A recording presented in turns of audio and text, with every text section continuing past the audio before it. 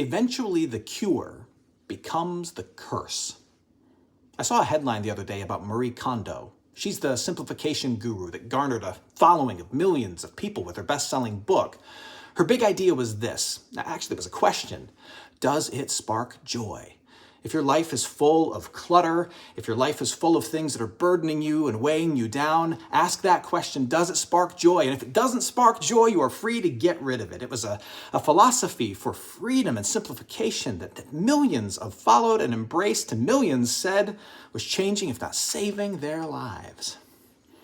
That is until eventually it became too burdensome for its creator. That's right. According to this article, Marie Kondo became a little too burdened by her own philosophy once she started to have kids. Apparently, it's a lot harder to live out a philosophy of simplification when you've got toddlers crawling all over you. I don't blame her. I've been there. I got kids. I get it. But that's what happens.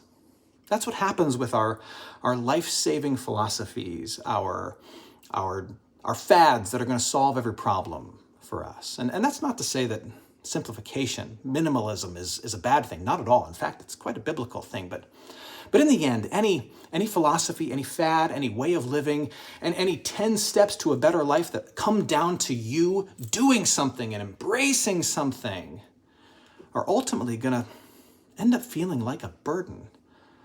They may even feel like death to you, because in the end, it's just on you to make life better, to solve the problems, to embrace the fad, the philosophy, the way of living with enough earnestness and purity to make it work for you. And this life is just too broken. We are too imperfect to live out something perfectly.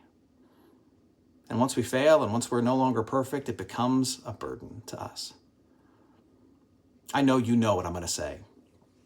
The only truly life-saving way of life is found in Jesus.